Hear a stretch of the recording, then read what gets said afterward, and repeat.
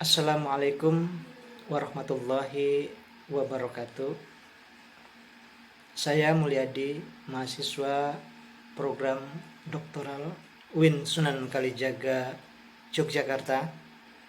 Tepatnya penerima beasiswa 5.000 doktor Kemenak RI tahun 2017.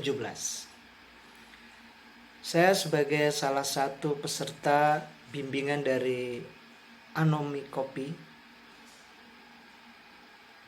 ingin menyampaikan proses pembelajaran di Impuls Anomi Kopi. Kesan pertama saya tentang Impuls Anomi Kopi yang pertama adalah Anomi Kopi mampu membentuk insan akademik walaupun masih nol dalam pengetahuan berlogika dan berargumen seperti saya. Alhamdulillah, setelah saya mengikuti dan sekarang tahun 2020 saya sudah daftar terbuka. Jadi secara administratif saya memenuhi target 3 tahun ya, insya Allah. Karena ketika sudah mendaftar maka kita sudah terbebas dari pembayaran beasiswa, pembayaran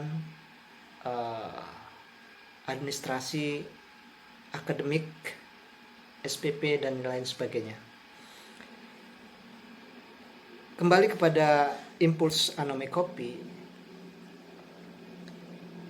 bahwa selesainya saya sampai 3 tahun itu adalah peran dari beberapa pembimbing seperti Dr. Tommy, Dr. Penny, dan Dr. Haris Mudayat. Dalam kesempatan ini saya juga mengucapkan terima kasih. Untuk penyelesaian disertasi saya semenjak saya mengikuti bimbingan di Anomi Kopi, yang pertama sekali yang menyebabkan saya berhasil adalah diskusi dari awal tentang menemukan bagaimana kebaruan dari disertasi saya.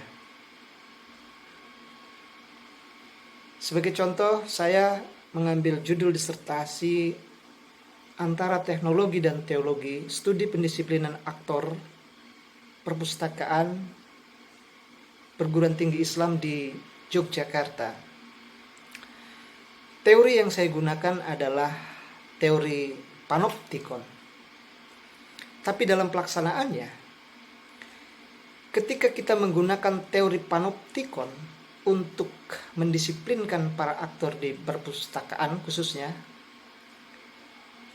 jika kita uji teori itu, lalu kemudian kita dapat ada 10 orang yang disiplin, 5 orang yang sangat disiplin, dan 1 orang yang tidak disiplin, maka itu baru dianggap sebagai skripsi atau S1. Jadi kita hanya menggunakan teori panoptikon tersebut. Kemudian jika kita menggunakan teori panoptikon itu, lalu kemudian kita kaji dari beberapa tokoh, misalnya dari Samuel yang pengawasan di bidang bisnis, maka dia menghasilkan teori konsepnya surveillance atau pengawasan.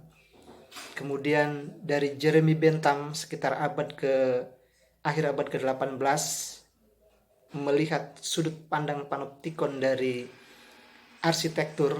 Jadi Bentham membangun sebuah menara, sebuah bangunan penjara berbentuk cincin, lalu kemudian di tengahnya ada menara. Nah, menara itu fungsinya untuk mengawasi dan dianggap sebagai panoptikon. Pan artinya penghuni, optik artinya memandang dari jauh, jadi memandang dari jauh. Jadi menara itu walaupun tidak ada penghuninya dianggap sebagai panoptik. Lalu kemudian Foucault menganggap bahwa panoptik adalah sebuah kuasa, disciplinary power, power kuasa pendisiplinan. Maka ketika kita teori itu dikaji seperti itu baru S2. Nah, bagaimana dengan S3? S3 tidak lagi menggunakan teori, tetapi meminjam dalam bahasanya.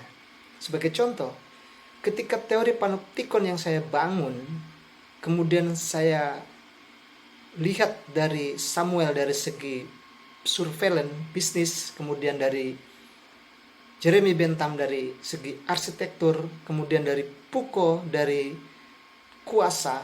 Nah, ketiganya tidak ada yang menyentuh ranah teologis.